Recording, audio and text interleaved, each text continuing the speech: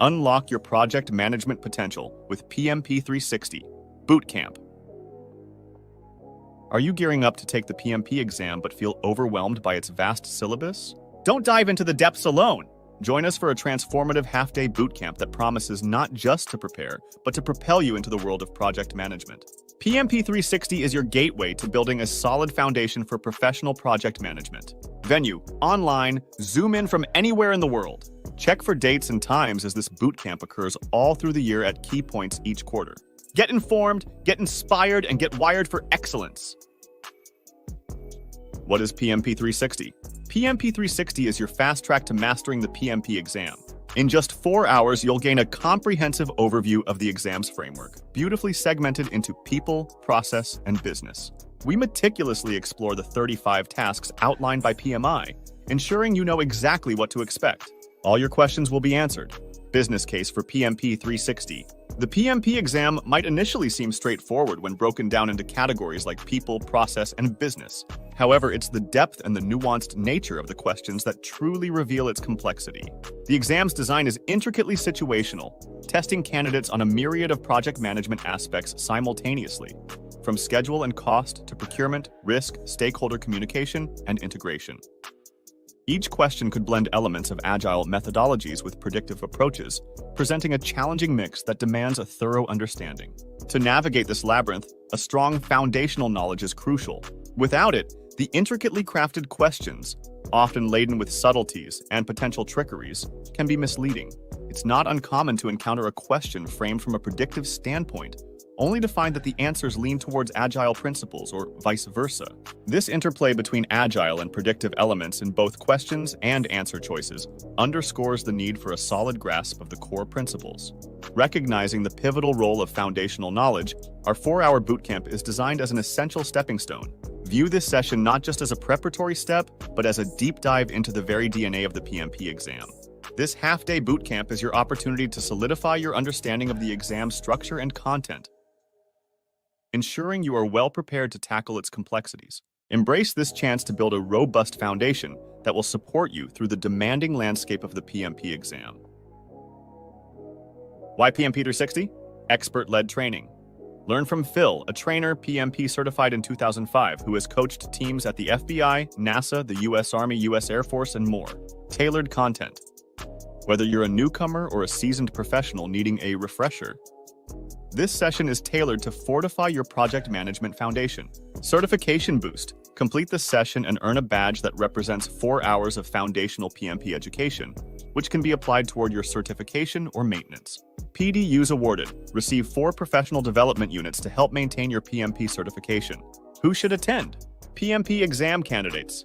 Perfect for those about to tackle the exam or in the midst of preparation.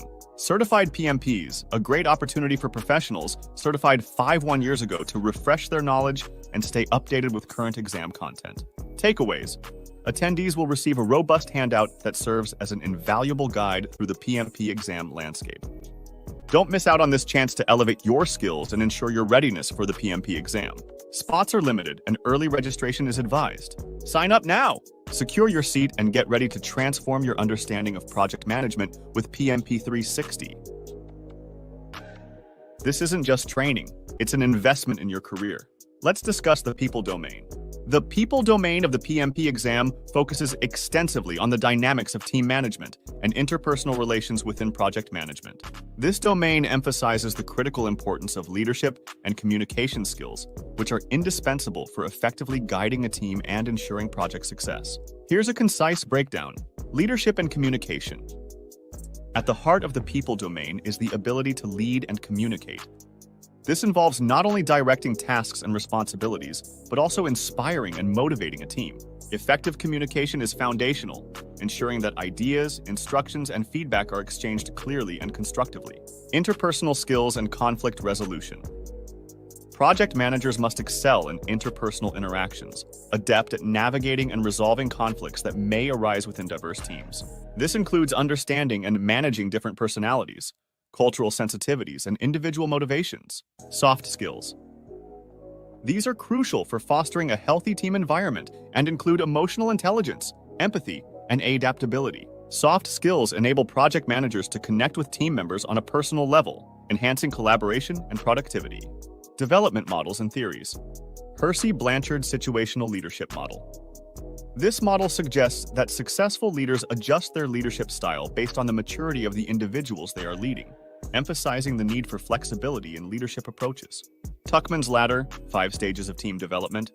Understanding these stages, forming, storming, norming, performing, and adjourning, is vital for managing team dynamics and development effectively. Servant leadership. Inspired by Robert Greenleaf, this philosophy positions the leader as a servant who focuses on the needs of team members and stakeholders before considering their own. It's about empowering and uplifting the team. Organizational theories. Maslow's hierarchy of needs. Recognizing what motivates team members at different levels allows for more tailored and effective leadership strategies. McGregor's Theory X and Theory Y. These theories provide insights into how perceptions of team motivations, pessimistic in X and optimistic in Y, can influence managerial style and team handling. Agile-mindedness. In modern project management, especially in agile frameworks, there's a shift from traditional authoritative leadership towards a more collaborative and facilitative approach. It's less about command and control and more about coaching and enablement. Nuanced approach. Instead of a lord over people mentality, the people domain encourages a nuanced, Theory Y approach where leaders believe in the intrinsic motivation and development potential of their team members. This mindset fosters a positive, supportive environment conducive to innovative and agile thinking. Overall, the people domain is about building and leading teams with a nuanced understanding of human dynamics, promoting an environment where both the project and its people can thrive. This domain equips project managers with the essential skills to navigate the complexities of human interactions in a project setting, ensuring leadership is both effective and empathetic. 360 PMRadio.org. Let's discuss the process domain. The process domain of the PMP exam is a critical area that probes the depths of a project manager's technical expertise and strategic acumen from both an agile and predictive perspective. It also probes for hybrid awareness and thinking. It ventures into the granular aspects of project management methodologies, distinguishing between seemingly similar concepts and processes that are pivotal in the real-world execution of projects. Here's a structured breakdown of this domain. Technical foundations and definitions. Scope and requirements. Understanding the difference between scope, the boundaries of the project, and requirements, specific needs to satisfy project goals, is foundational. Product versus project requirements. Distinguishing between requirements aimed at the end product and those necessary for managing the project. Work breakdown structure, WBS, versus schedule. Recognizing the WBS as a decomposition of the project into manageable sections versus the schedule, which outlines the timeline for delivering these sections. Schedule versus milestone chart, differentiating between a detailed project schedule and a milestone chart that highlights key project phases and deadlines. Activities list versus schedule baseline. Understanding how a list of project activities differs from a schedule baseline, which serves as a standard for measuring project progress. Quality and validation. Quality assurance versus quality control. Distinguishing between processes aimed at preventing defects, quality assurance, and those designed to identify defects, quality control. Validate, scope versus control quality. Validate scope involves confirming project deliverables meet acceptance criteria and are formally signed off by the client. In contrast, control quality focuses on meeting the internal quality requirements set by the project organization. Risk management. Understanding risk. It's essential to manage both positive and negative risks. Employing strategies like avoid, transfer, mitigate, and accept. Risk response strategies. The mnemonic EMV9Es, enhance, accept, share, exploit, and escalate, helps remember the different techniques to manage identified risks. Qualitative versus quantitative risk analysis. Knowing when to use qualitative methods, quick subjective assessments, and when to employ quantitative techniques, detailed numerical analysis. Agile and predictive methodologies. Navigating agile and predictive thinking. Mastery over both agile and predictive project management approaches is necessary, often blending these into a hybrid model suitable for varying project demands. Deep dive into Scrum and Kanban. Understanding Scrum as an iterative method with defined roles, events, and artifacts versus Kanban, which is flow-based, emphasizing continuous delivery without overburdening the team. Preparation through PMP-360. Our PMP-360 seminar is designed to condense these complex and voluminous topics into a digestible format, enhancing your understanding rapidly. The seminar prepares you to tackle the situational questions of the PMP exam, focusing on the critical "what should the PM do next?" scenarios. This preparation is not just about memorization, but understanding the underlying principles that guide effective and agile project management. In essence, the process domain challenges you to master the technical jargon and nuanced distinctions that define competent project management. It requires a firm grasp of detailed processes and the agility to switch between various management styles, ensuring you are equipped to handle the dynamic needs of any project. Through PMP 360, you gain the insights and tools necessary to navigate this complex landscape, ensuring your readiness for the PMP exam and beyond. Let's discuss the business domain. The business domain of the PMP exam focuses on cultivating a business-oriented mindset in project managers, essential for navigating the complexities of modern business environments. This domain emphasizes the importance of strategic awareness, compliance, and value delivery, aligning project outcomes with broader business objectives. Here's a detailed breakdown of the key components. Strategic awareness and market sensitivity. Boundary spanning. Executives and project managers must continuously monitor external business environments to understand market trends, technological advancements, and geopolitical shifts. This awareness helps in anticipating changes that could impact or enhance the company's product offerings and strategic direction. Product owner mindset. Similar to boundary spanning, a project manager should think like a product owner, making strategic decisions about what should be prioritized in project backlogs based on real-time market and environmental conditions. Compliance and organizational culture. Regulatory compliance. Ensuring that all project activities adhere to relevant laws, regulations, and standards is crucial for maintaining corporate integrity and avoiding legal penalties. Cultural impact. Understanding how an organization's culture influences project execution and how, in turn, a project may impact the organizational culture is vital for managing internal dynamics and aligning project goals with organizational values. Value and benefits realization. Evaluation of project benefits. A key responsibility of a project manager is to continuously evaluate whether a project is delivering value. This involves discerning between valuable and non-valuable activities, focusing resources where they can generate the most significant impact. Benefits management plan. This plan outlines how to achieve project benefits, specifying target benefits, and the metrics used to measure success. Understanding the relationship between the business case, which provides justification for the project, and the benefits management plan is essential. Outcomes over output. The focus should always be on the quality of outcomes rather than the quantity of output, emphasizing the strategic impact of the project deliverables over mere completion of tasks. Incremental value delivery. Embracing agile methodologies to deliver value incrementally ensures that stakeholders begin realizing benefits even before project completion, which can also help in adjusting project paths based on stakeholder feedback and evolving conditions. Cost of delay. Recognizing the implications of delayed project delivery is critical. Delaying value can result in missed opportunities and potential financial penalties, making timely execution a strategic necessity.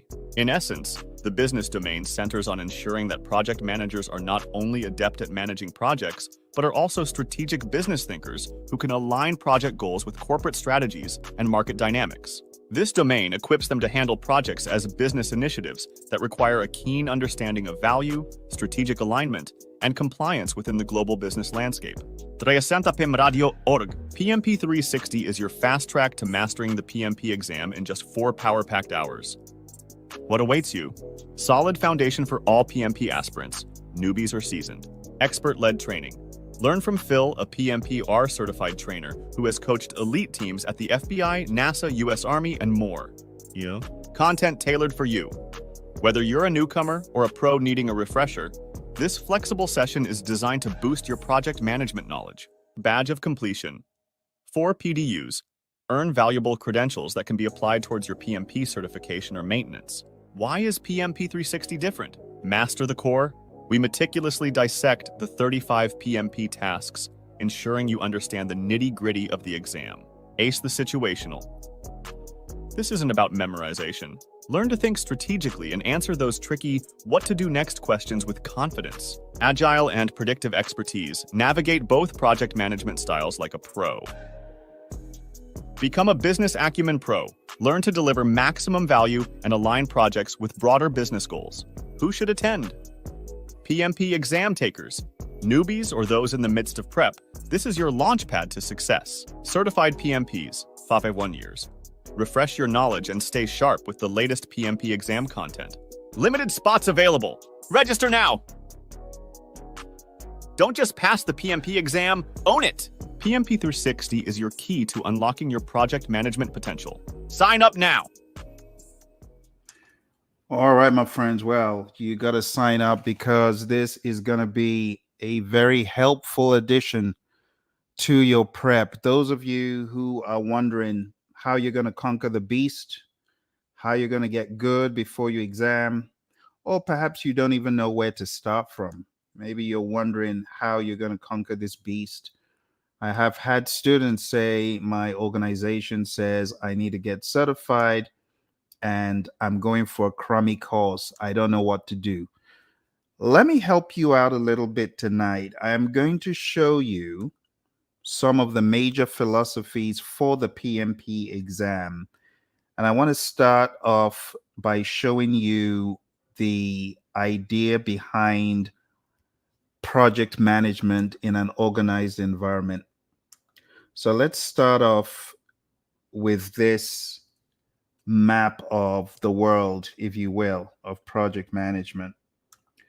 Let's expand it and let's talk about how it all unfolds. A lot of folks are not exposed to how it unfolds, but it unfolds with the project charter being the very first official document of project management.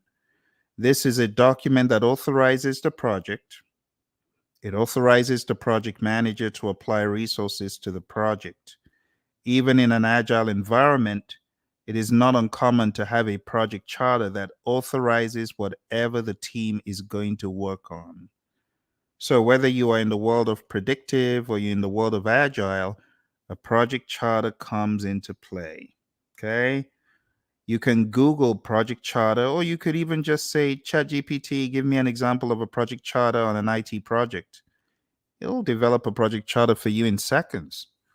So a project charter is the first step, right?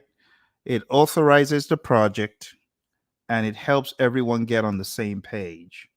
Something else that happens in the world of predictive project management is once we have our marching orders, we begin to identify our stakeholders.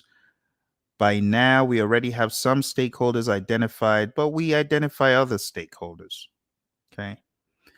In the world of Agile, a lot of our stakeholders are already identified before the team even remotely begins.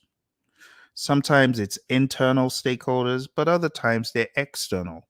So this is a valuable step that should happen, whether you're in the world of predictive or agile. Okay. We also get an output from this endeavor, which is called a stakeholder register. And the stakeholder register, again, is a document that puts all the stakeholders into categories, the phase they're most interested in, what is our general understanding of these stakeholders at a high level. And we do more with the stakeholder register as the project proceeds. But let's jump into the next big thing. The next big thing is you have to plan. A lot of the naysayers about Agile, one of their arguments is, well, you don't plan in Agile. You just do stuff. And that's actually a lie, because in the world of Agile, we plan at every level. We plan at the strategy level. We plan at the product level. We plan the releases. We plan the sprints. We have a daily scrum or daily stand-up meeting, whatever you want to call it. So there's planning happening at every level. In the world of predictive, there's a lot of planning as well. And these are some of the things I am going to expose you to in the training. The project management plan is different in the world of Agile. It is emerging as we proceed. It's more like a sprint plan or an iteration plan. But in the world of predictive, this is something that we have tied down. In fact, we want to buckle it down as much as possible right from the get-go, before work begins in earnest. So when you're thinking of project management, you got to look at it from two angles, just like I'm telling you. You got to say, okay, project management plan, how's that done in Agile? How's it done in Predictive? In Predictive, we have subsidiary plans.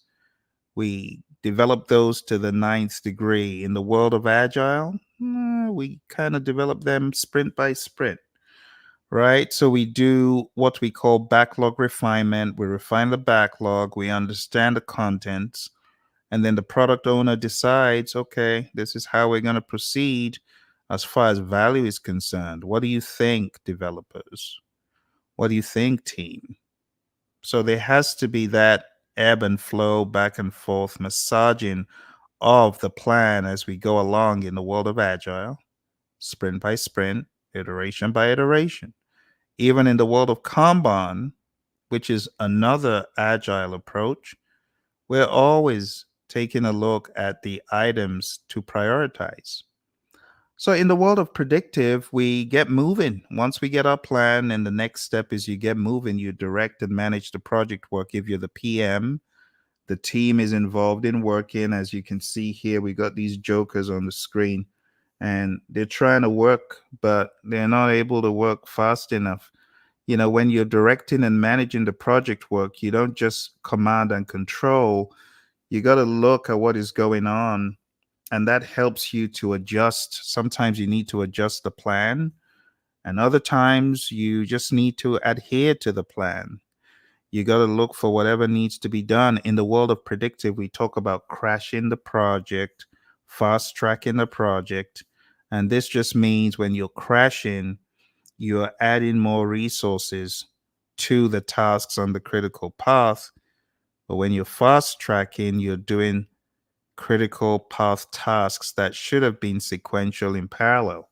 So these jokers on the conveyor belt, you see them, they're trying to work, and that's how the project is, ebbs and flows. But the PM needs to be aware. At the end of the day, as the work is being done, you're going to get a deliverable.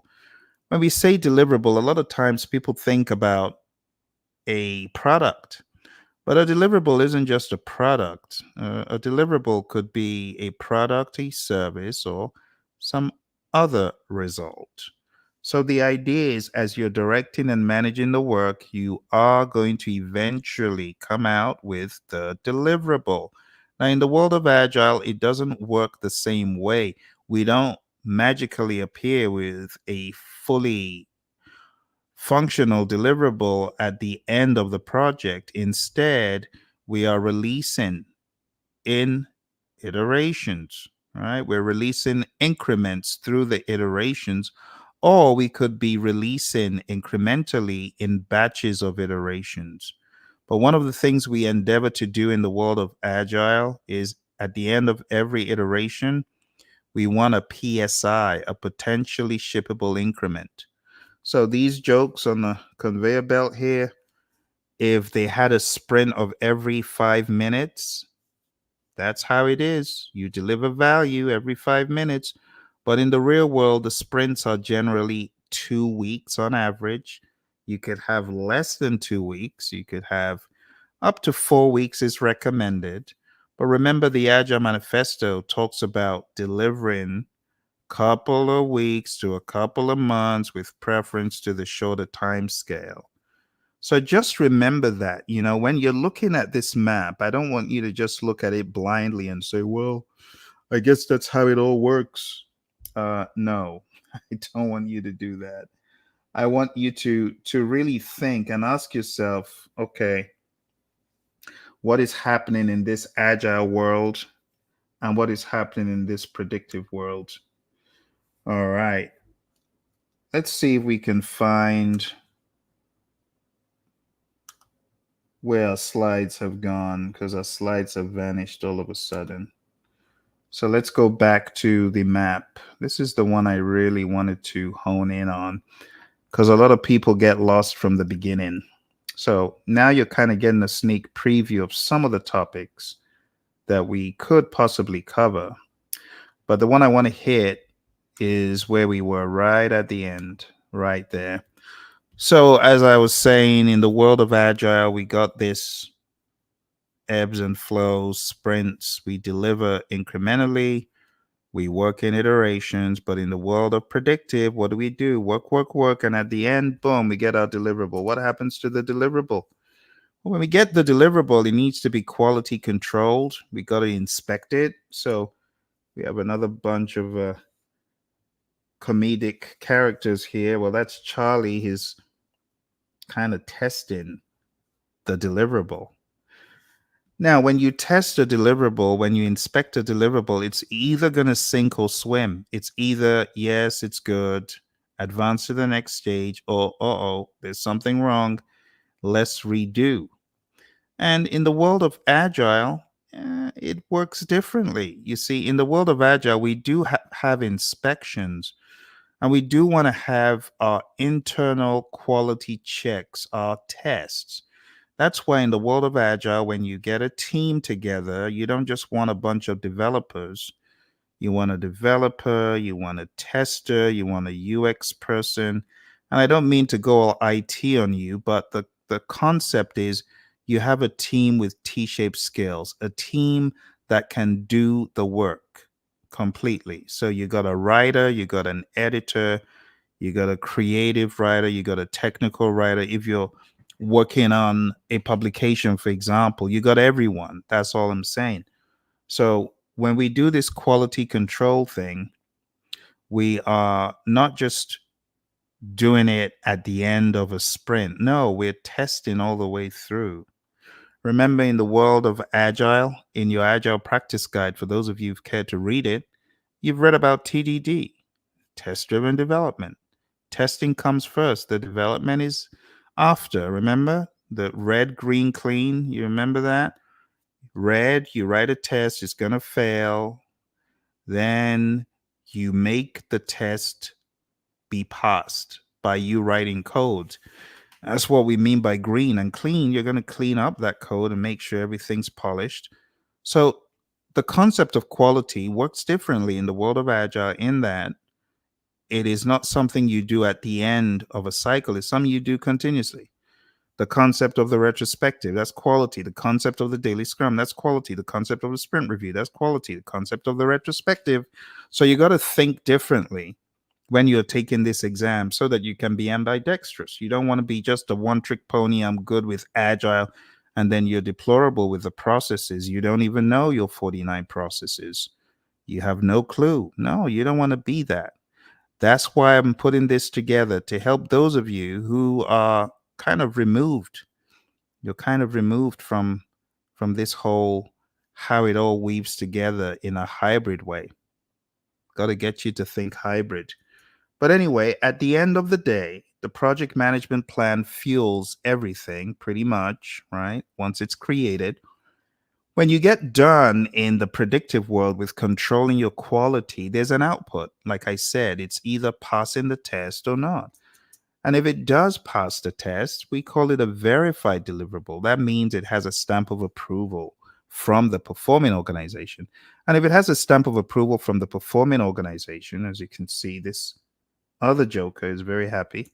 Well, that's the customer, Mr. Bean. And he's saying he likes what he sees. He likes it. So if your customer likes it, if your customer says, "Yeah, that deliverable is exactly what we were looking for. It's a great job." If that's the case, then you proceed to the next step. And the next step is taking that accepted deliverable and putting it into production. We call that close project or phase. And this is where we have a final report or final product, service, or result transition. And there he is again. Now, in the world of Agile, it works very differently because at the end of each sprint, you have your sprint review. You could get feedback that a deliverable is great. You can also get feedback that you can take and create more stories based on the stakeholder feedback. So, if you have additional stories and there are updates, and the product owner decides, okay, when are these stories going to come in? But you don't just take a deliverable and then move it into closing. No, remember, we're talking about iterations in the world of Agile. So whenever you look at this map, I need you to think both from a predictive angle and from an Agile angle. And your question needs to be, how does it work in Agile? How does closing work in Agile? Well, closing works differently. Just because you got a backlog of 300 items doesn't mean all 300 items are going to be done. You could get to item 150 and the customer could say, oh, this is good. We got enough. This works for us. Thank you very much. Let's move into just shutting it down. And you could shut everything down. And that's okay. Because, in the world of Agile, it's based on value, right? We talk about customer collaboration over contract negotiation. So there's no contract that says you have to do all the items. And that's not to say that you couldn't be on a unique project where all the items need to be done. But from an Agile mindset perspective, you need to be aware that closing could happen at any time. And we're always ready to close in the world of Agile because guess what? We do our retrospectives at the end of each sprint, not at the end of the project. You see the difference there? Also, there could be, it's not impossible, that there's a final report. You need to remember that your exam, the PMP exam, is a project management professional exam. So it is possible to have some intermingling of concepts from Agile and predictive. We call that hybrid. So you got to be on the lookout for that. All right, let's see what else we've got here. We also have the understanding that our entire project is fueled with the project management plan. You also need to understand that change requests come into play during the project. Your change request could come from a number of places, and I'm not saying cram or memorize, but understand the dynamics. If you're doing anything in monitoring and controlling, you're likely to get the output of a change request. Many in executing as well, because as you're doing the work, there has to be tweaks. It's that simple. Those change requests go to perform integrated change control and they get reviewed. There's also a dynamic here of the project management plan. Like I said, it goes everywhere. We also have the concept of work performance reports. You're working on a project and your boss wants to know what is the status. So there's those reports. But how does that work in Agile and how do changes work? Well, in the world of Agile, when we have changes, there's something we call the dynamic scope option. It's on page 77, 78 in the Agile practice guide. You should go read it up. But the concept is that change requests work differently. You can swap an item out with something of similar value in the backlog if you're doing this from a contractual point of view. But we don't get caught up in big old change requests and writing and stuff like that. It works differently, more fluidly in the world of Agile. Remember that we're doing things in iteration, so we're actually working with our product owner to do what is prioritized accordingly as high value first, or as much as possible. We don't want to make it a hard and fast rule, but as a product owner, you want to think of value, you want to think of risk, you want to think of the benefits, you want to think of the cost of delay, things such as that. So in this world of predictive, the way things work anyway is we have work performance information, which is the analyses we do that gets put into the process of monitoring and controlling the project work. And then an output we get is a report that tells management how well we're doing. Don't forget, though, that in the world of Agile, we have other ways we do these things. We have something that we call a burn up chart and a burn down chart. And we can have burn up charts for sprints, or we could have them for entire releases. We could have them for certain epics. We could have them for features. So that's how we generally roll in the world of Agile. We don't get gung ho in all these weekly reports and stuff, because you're working sprint by sprint. Before you know it, the sprint's done. What use is it going to churn out a big old report? So we don't live that way in the world of Agile. We live differently. The project management plan goes through all processes pretty much except develop project charter and develop project management plan. It's also important to understand that as you're working, you're going to get work performance data from direct to managed project work. Think about it. In any environment, if you're working, you're observing how the work is proceeding. We call that a raw observation. Maybe you're working and you discover, oh, we got 10 defects. It's a raw observation. You got to analyze it further. You got to understand what the implication of your 10 defects is. And that's pretty much what this map means. The project management plan fuels everything. All right. As we're going through this, if you have any questions, feel free to ask the questions. I'll be more than happy to answer the questions. I just saw my buddy Robert came in. Robert, welcome. Robert says exam greatness and project management precision. Good to see you, Robert, as always. Hope you have a lovely night. But thank you very much. For those of you who are just joining, welcome, welcome. We're talking about the event coming up next week. It's the PM-360 for the PMP exam. I know some of you have been seeing it, but on Saturday, that's when we're going in on this PMP exam. Many people taking this journey. It can be a lonely road. I remember when I was getting ready for my exam, and I bought a book off eBay back in the day because I couldn't afford buying books anywhere else. It was very difficult. So the guy I brought the book from, I was asking him, hey, can you give me some tips on the exam? And all he wanted to do was sell his book. He sold his book, and that was the last I heard of him. And it was a struggle. So I encourage you tonight, this morning, wherever you are in the world, if you are stuck and you are trying to find some help, you need someone to explain something to you, um, please take advantage of us being online together. NC Worker, I did give NC Worker a shout out prior. NC Worker, thank you for coming through as always.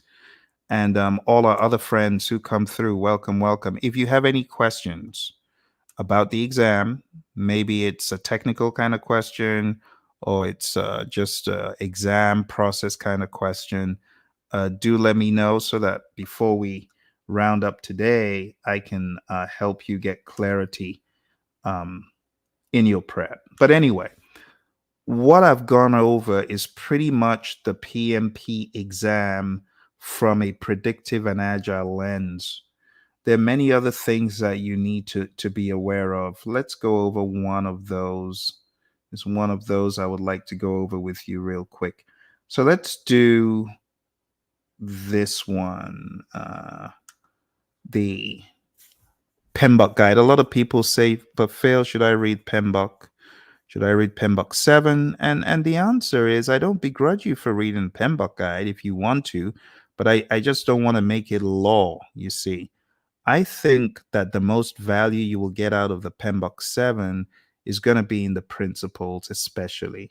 So be a good steward, collaborate, develop a collaborative environment, engage your stakeholders. Number 3, focus on value. If it's not valuable, don't do it.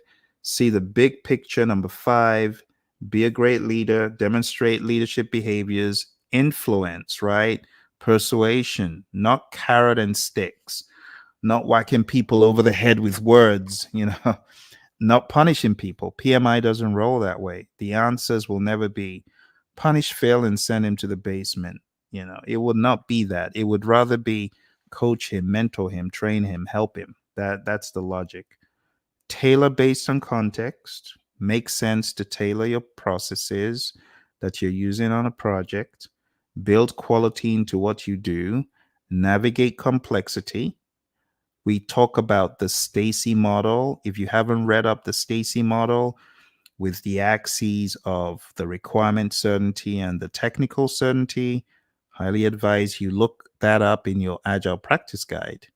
The concept of risk, the concept of adaptability, being resilient. It's all about being adaptable first. And adaptability is really being agile. When you really boil it down, my friends. Number 11, let's circle it for emphasis. Number 11.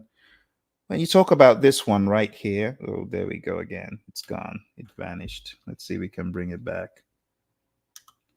All right. So when we talk about the concept of adaptability. This one. Adaptability, you hear the agile life cycle being called adaptable, and that's because this is talking more about being agile in your behaviors, being agile as an organization. You know the organizations that are not agile. You know the organizations that are no more. I talk about them all the time. The best, um, the what do you call them? The Toys R Us, the what do you call them? The back in the day, the name escapes me. There were the video rental people that had all the videos that you would rent, and their name begins with B. I always mix them up. But there was them and there was Netflix, and now they're no more. Um, but Netflix is still alive. Why? Because Netflix developed a digital approach. So all this is saying is you got to be adaptable, you got to be agile. Another example would be Kodak. Kodak is no more. Kodak in the very beginning, they were the big kahuna, but they didn't keep up with the trends. They were not agile. So this is saying be agile and you'll be resilient. Just like Amazon. Amazon could have been no more by now, but they're always adapting and adding new features and watching the market. And I got to give it to them. They are aware of the importance of leadership and all this stuff that we talk about on the PMP exam. They're doing it. They're doing it. They've got, I believe it's 17 agile principles. So they're doing really well. And then change is the final one, enable change to achieve the envisioned future state. So if you're going to read PMBOK 7, my recommendation is to focus more on the principles, understand those details, and it's going to be good for you. All right, let's move on to the final thing for today. The final thing I want to hit today is just the general understanding of project management from a predictive lens or an agile lens. Like I spoke about the Stacy model. Well, here's a Stacy model.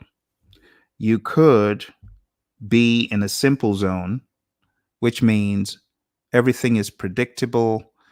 You've done it before. There's no confusion as to whether you can do it or how you're going to do it. You can see you're close to agreement in terms of the requirements and close to certainty in terms of how to do it technically. But as you begin to move towards far from agreement in the requirements, far from agreement in the technicality, you're going to hit the complex zone. And this is where you want to use some more of your agile. This is where you should be more agile than anything else. Complicated in terms of the technicality, or complicated in terms of the requirements and the human interactions and the decisions as to which features to add. Yeah, you want to be more agile. As you begin to move away from here, this is where you need to be more agile. But complicated could mean many moving parts, but it doesn't necessarily mean unknown or never done before. You know what I mean? Like if you're assembling a watch, if you follow the instructions step by step, even though there's like 1,000 instructions, 1,000 steps, but it's still predictable largely. It's not unknown territory. Complex is different. Complex is we ain't done this before and we don't even know the technicality behind it very well. This is where you need to be agile. So agile works best when there's high variability, where you need to experiment, and where change is likely. What do you need to make agile work? Well, like I said in the very beginning, you need buy-in, T-shaped skills. A co-located team works, but we're talking about co-located mentally more than anything else. Co-located, you could be using Zoom and be co-located mentally, right? You have people who are on the ground together and not co-located mentally. So when we talk about co-location, just being in a place physically is not enough. We need to be in that same mind space. Predictive works best when the requirements are well understood and when there's little chance of change. So, my friends, over the past number of minutes, we've been talking about our event coming up. this week, which is called PM360. As you can see, there's so many possibilities that we could talk about here. We could talk about change management, we could talk about scope, and we could also talk about how the different delivery approaches, the different life cycle approaches are important for the exam, like predictive and iterative. Contrary to what many people think, they have something in common: single delivery, right?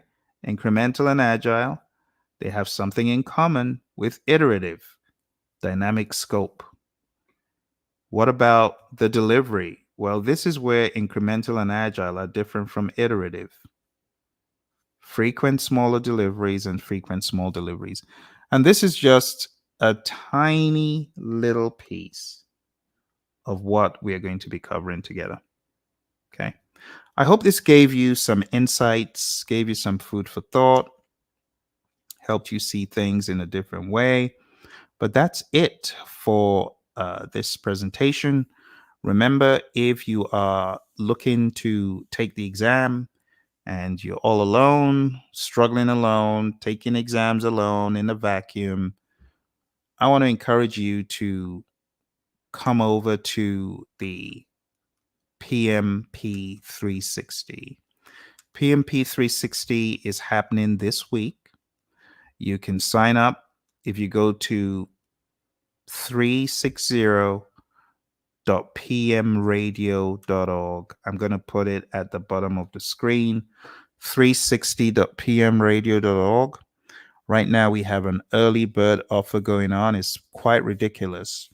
If I were you, I would jump on there real quick and sign up and come for the session.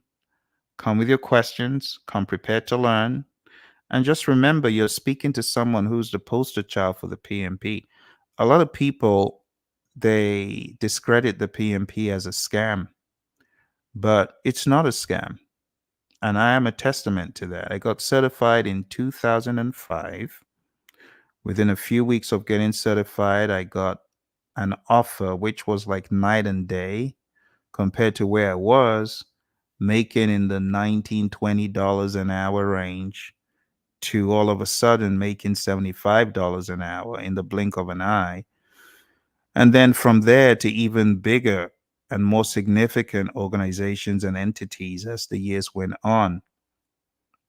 So if you are thinking the PMP exam is a scam, I'm telling you, it's a game changer. It's a door opener.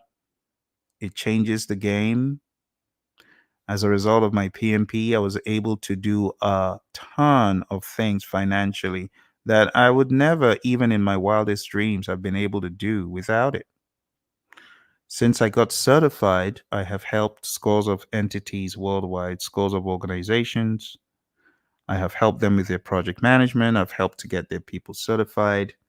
I've helped to train them on leadership concepts, because being PMP certified opened my eyes to the importance of leadership. So I started studying with John Maxwell and became one of his founding members, but my eyes would have stayed fast shut if I had not dabbled into the world of structured project management. You got to remember that I was already in project management, but I wasn't immersed and entrenched, and I didn't really see it as a profession, right? I saw it as a role, but it really is a profession. It is. So I want to encourage you, if you are thinking of getting certified, come on the program. As you can see here, I've got all these certifications from PMI. I have many other certifications that are not on the screen in Scrum and Agile and other things. So you're in great hands, you know. Trained lots of entities, as you heard in the infomercial before the training. The likes of the FBI and NASA have trained teams there to get certified. Even the government knows. Even Uncle Sam knows. So for those people who are in denial about the PMP exam, I do feel sorry for those people. They might have had it rough on the test, or they think the world revolves around their domain of focus. And that's not the case. It's a big world out there. I've trained everyone from Jim Beam, who makes the whiskey and the drinks, to Lush Cosmetics, who make cosmetics that we use. I've trained clothing companies, companies that are into the world of IT and business and healthcare.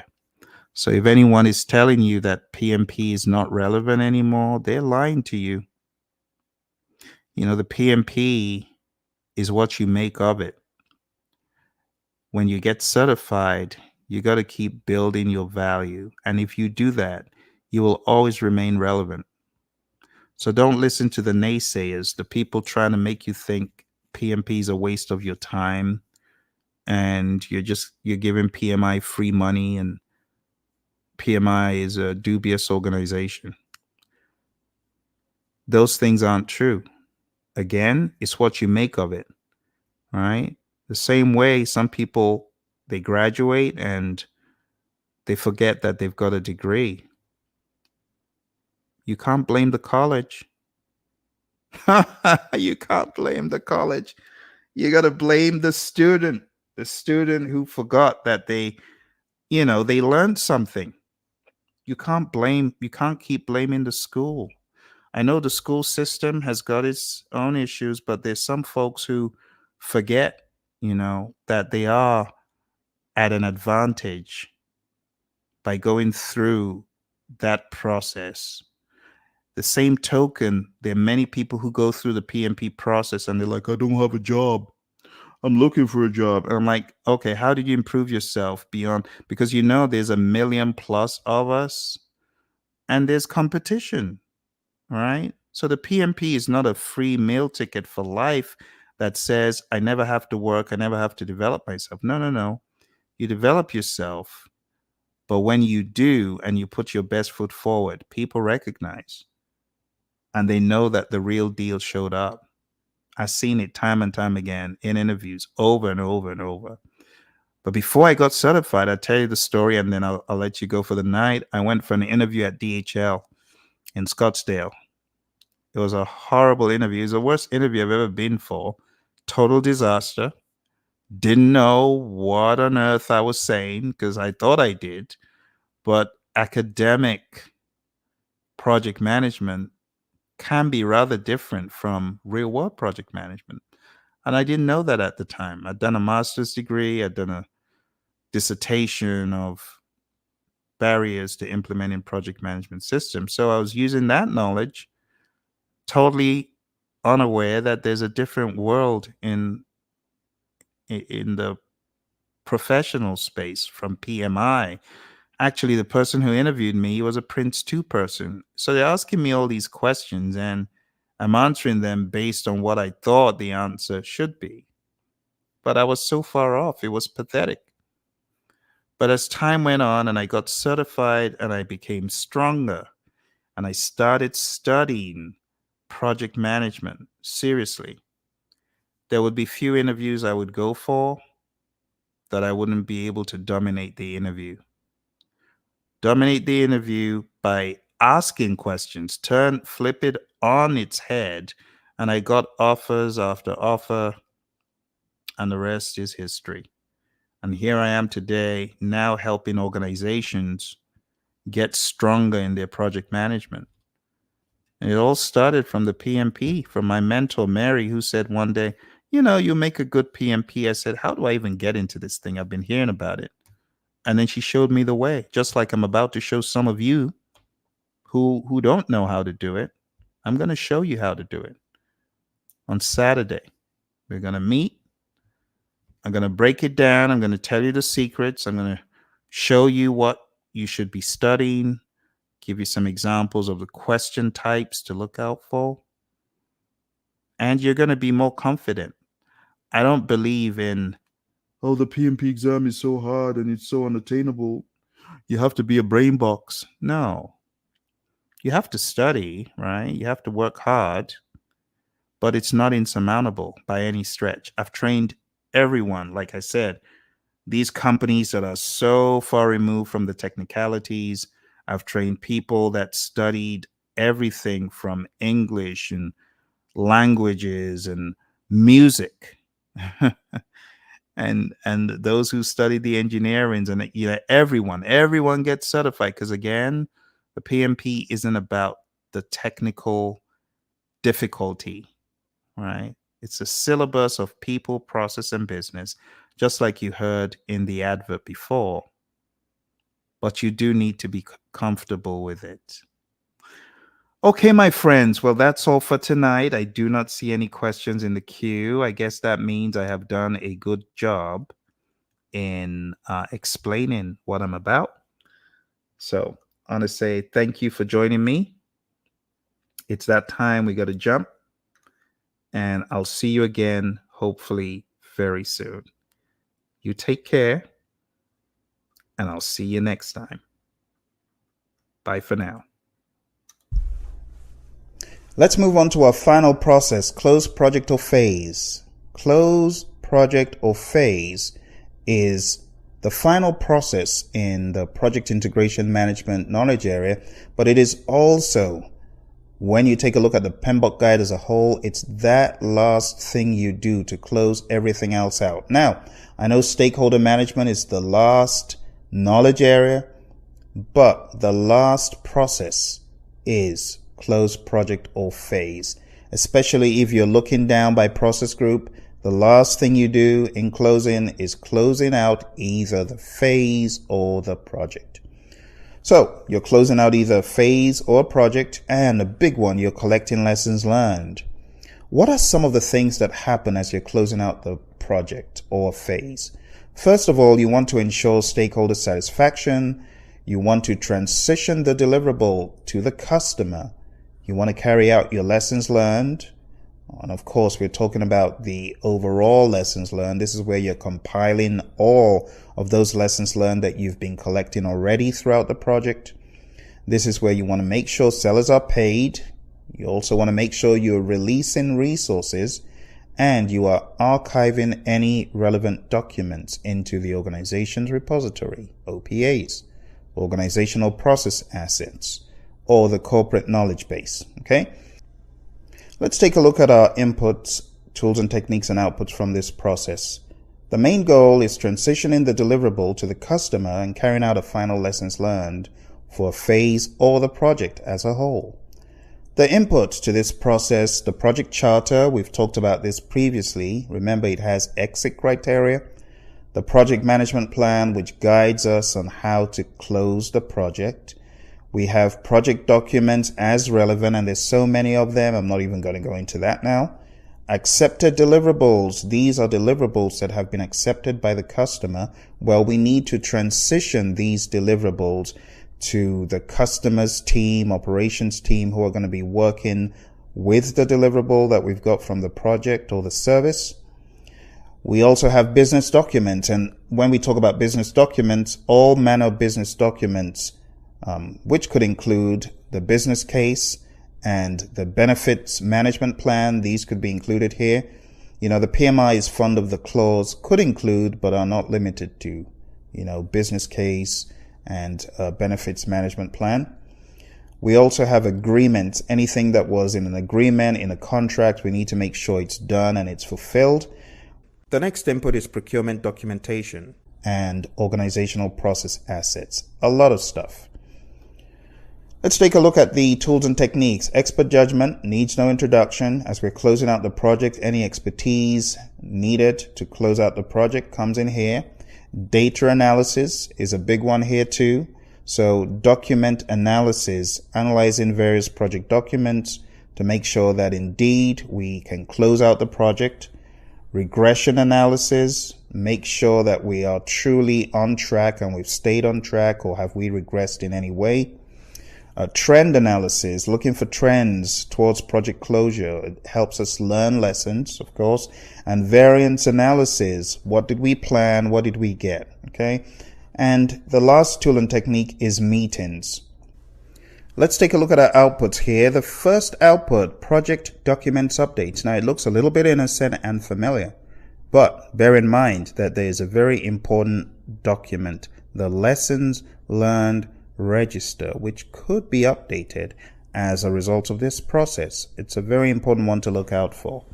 The Lessons Learned Register could be used on associated projects to understand what went well, what didn't go so well on this particular project, and make sure that we avoid any errors and we capitalize on things that we've done well and we make them repeatable and so on. The next output is final product, service, or result transition, and this refers to the final transition of the deliverable to the customer. The next output is final report. Many projects require a final report regarding various items, and this is where you would put that together. This should have already been discussed way in advance of the project. Last but not least, organizational process assets updates. This refers to all of those documents that are going to the organization's repository, going to either update the processes and procedures or update the corporate knowledge base. And that, folks, is really the end of this process, close project or phase. But it's big because on the exam, remember, you're going to get quite a few questions. And we only have one process in this entire area of closing out the project. So I would advise that you spend some good time going through the inputs and especially the outputs of this process. The lessons learned register, final product, service, or result transition, final report, lessons learned as a whole. Understand all that stuff and you'll be smiling all the way to the score bank to get your huge scores on the PMP or CAPM exam. Okay, so that's that for our final process. And in the next few videos, we'll wrap up and I'll give you guidance on what to do next.